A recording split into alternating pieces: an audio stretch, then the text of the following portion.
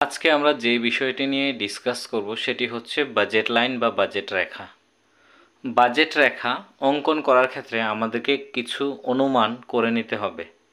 এই ক্ষেত্রে আমাদের প্রথম এজাম্পশনটি হচ্ছে টু গুডস বা দুটি দ্রব্য।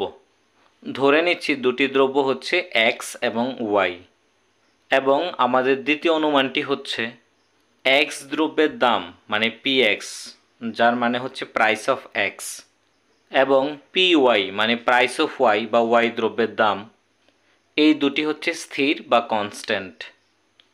এবং তৃতীয় অনুমানটি হচ্ছে মোট বাজেটের পরিমাণ স্থির। বাজেটকে আমরা বি দিয়ে চিহ্নিত করছি। বাজেটকে আমরা ইনকাম বা আয়ও বলতে পারি। এই অনুমানগুলির ভিত্তিতে আমরা এখন বাজেট রেখার সমীকরণটি তৈরি করতে পারি। ইকুয়েশন অফ বাজেট লাইন মানে হচ্ছে বাজেট রেখার সমীকরণ। এই সমীকরণটি হচ্ছে p x into x plus p y into y equal to b. এই ক্ষেত্রে পি এক্স হচ্ছে এক্স দ্রব্যের দাম, that means price of x, এবং পি ওয়াই হচ্ছে ওয়াই দ্রব্যের দাম, that means price of y. X হচ্ছে এক্স দ্রব্যের পরিমাণ বা কোয়ান্টিটি অফ এক্স, এবং একইভাবে ওয়াই মানে হচ্ছে ওয়াই দ্রব্যের পরিমাণ বা কোয়ান্টিটি অফ ওয়াই। আর এখানে বি মানে হচ্ছে মোট বাজেট বা টোটাল বাজেট।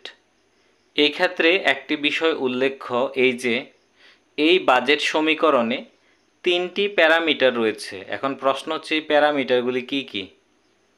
একটি হচ্ছে পি এক্স বা প্রাইস অফ এক্স, আরেকটি হচ্ছে পি ওয়াই বা প্রাইস অফ ওয়াই গুড, এবং অন্যটি হচ্ছে বাজেট বা টোটাল বাজেট। এই তিনটিকে আমরা বলি প্যারামিটার, যেগুলি ফিক্সড বা কনস্ট্যান্ট। এই তিনটার মান হচ্ছে স্থির। এবং এই বাজেট সমীকরণে শুধুমাত্র এক্স ও ওয়াই এর মান পরিবর্তনশীল। এই দুটি হচ্ছে ভেরিয়েবল বা চলরাশি এক্স ও ওয়াই। এখন আমরা বাজেট রেখার সমীকরণ থেকে বাজেট রেখার ঢাল এবং ছেদিতাংশের মান নির্ণয় করব। স্লোপ মানে হচ্ছে ঢাল এবং ইন্টারসেপ্ট মানে হচ্ছে ছেদিতাংশ। এবং এই স্লোপ এবং ইন্টারসেপ্টের মান জানা থাকলে আমরা বাজেট রেখাটাকেও অঙ্কন করতে পারি। আমরা জানি বাজেট রেখার সমীকরণ হচ্ছে p x into x plus p y into y equal to b. P x into x এটাকে আমরা ইকুয়াল টুর ওই দিকে নিয়ে পাই, সুতরাং আমরা লিখতে পারি p y into y equal to b minus p x into x. সুতরাং আমরা ওয়াই ইকুয়াল টু লিখতে পারি b minus p x into x divided by p y. একে আমরা লিখতে পারি y equal to b by p y minus p x by p y into x. এই সমীকরণটিকে যদি আমরা সরল রেখার সমীকরণের সাথে তুলনা করি তাহলে আমরা স্লোপ এবং ইন্টারসেপ্টের মান সহজে বের করতে পারি। Equation of a straight line, সরল রেখার সমীকরণটিকে আমরা লিখতে পারি y equal to m x plus c বা সি প্লাস এম এক্স। এখানে সি হচ্ছে ইন্টারসেপ্ট বা ছেদিতাংশ আর এম হচ্ছে স্লোপ বা ঢালের মান। বাজেট রেখার সমীকরণটিকে আমরা 1 নম্বর দিলাম এবং সরল রেখার সমীকরণকে আমরা 2 নম্বর দিলাম। এখন 1 নং ও 2 নং সমীকরণ তুলনা করে আমরা সি এবং এম এর মান লিখতে পারি। তাহলে আমরা পাচ্ছি c equal to b by p y, মানে ছেদিতাংশের মান হচ্ছে b by p y, and m equal to আমরা লিখতে পারি minus p x by p y. M মানে হচ্ছে স্লোপ বা ঢাল, এবং এটার মান আমরা দেখতে পাচ্ছি ঋণাত্মক minus p x by p y. তাহলে এইভাবে আমরা বাজেট রেখার ছেদিতাংশ ঢালের মান পেয়ে যাচ্ছি।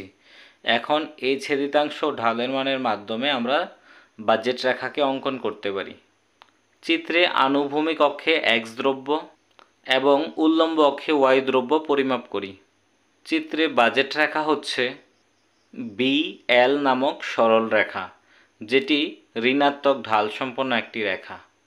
যদি বাজেট রেখার সমীকরণ হয় p x into x plus p y into y equal to b, তাহলে ছেদিতাংশের মান হবে বি বাই পি ওয়াই। চিত্রে বি বিন্দু হচ্ছে ছেদিতাংশের মান এবং ঢালের মান হচ্ছে minus p x by p y. সুতরাং এইভাবে আমরা ছেদিতাংশ ও ঢালের মানের মাধ্যমে বাজেট রেখা অঙ্কন করতে পারি। বোঝার স্বার্থে আমরা ধরে নিচ্ছি মোট বাজেটের পরিমাণ হচ্ছে 100 টাকা। এক্স দ্রব্যের দাম বা পি এক্স ইকুয়াল টু হচ্ছে 10 টাকা এবং ওয়াই দ্রব্যের দাম বা পি ওয়াই হচ্ছে 10 টাকা। তাহলে এখান থেকে ছেদিতাংশের মান হচ্ছে বি বাই পি ওয়াই মানে 100/10 ইকুয়াল টু 10। তাহলে চিত্র অনুসারে বি বিন্দুতে মান হচ্ছে 10 বা ছেদিতাংশের মান হচ্ছে 10।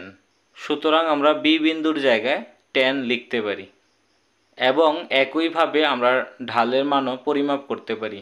ঢাল হচ্ছে -px/py। সুতরাং আমরা লিখতে পারি -10/10 ইকুয়াল টু -1। সুতরাং ঢালের মান হচ্ছে -1। মাইনাস এই কারণে এসেছে কারণ এটা হচ্ছে ঋণাত্মক ঢাল সম্পন্ন রেখা, আর যদি ঢালের মান যদি 1 আসে তার মানে এটা হচ্ছে 45 degree downward sloping straight line, মানে ঢালের মান হবে 45 ডিগ্রি বা 45 ডিগ্রি কোণ। এখন যদি আমরা বাজেট স্কেডুয়েল বা বাজেট তালিকা নিয়ে যদি আমরা আলোচনা করি, তাহলে আমরা বাজেট সমীকরণের মাধ্যমে নিম্নলিখিত বিষয়গুলি দেখাতে পারি। প্রথমে আমরা বাজেট রেখার সমীকরণ বা ইকুয়েশনটি লিখে নেব, যেটা হচ্ছে px × x + py × y = b। এবং আমরা আগের মতোই ধরে নিচ্ছি যে px = 10 মানে x দ্রব্যের দাম হচ্ছে 10 বা 10 টাকা এবং y দ্রব্যের দামও 10 টাকা মানে py = 10 এবং মোট বাজেটের পরিমাণ হচ্ছে 100 টাকা। এখন আমাদের প্রথম সিচুয়েশনটি হচ্ছে এইরকম, আমরা এখানে px, py এবং b এই তিনটির মানকে পরিবর্তন করতে পারবো না। শুধুমাত্র আমরা ডিসাইড করতে পারবো যে আমার x কয়টা কেনা উচিত এবং y কয়টা কেনা উচিত। তার মানে এখানে x এবং y এর মানকে আমি শুধুমাত্র পরিবর্তন করতে পারবো। আমার মোট বাজেট হচ্ছে 100 টাকা। টোটাল বাজেটকে যদি আমি নিঃশেষিত করি তাহলে সেই ক্ষেত্রে আমাকে x এবং y এর কী কী কম্বিনেশন বা সমন্বয় আমি ক্রয় করতে পারি সেটা এখানে আমরা একের পর এক দেখব এবং এখানে আমরা দেখাবো যে আমরা মোট 5 ধরনের সমন্বয় বা কম্বিনেশন পারচেজ করতে পারি আমাদের যখন px, py আর b যেখানে কনস্ট্যান্ট। আমরা প্রথমে 5টি সিচুয়েশনকে তৈরি করে নিই।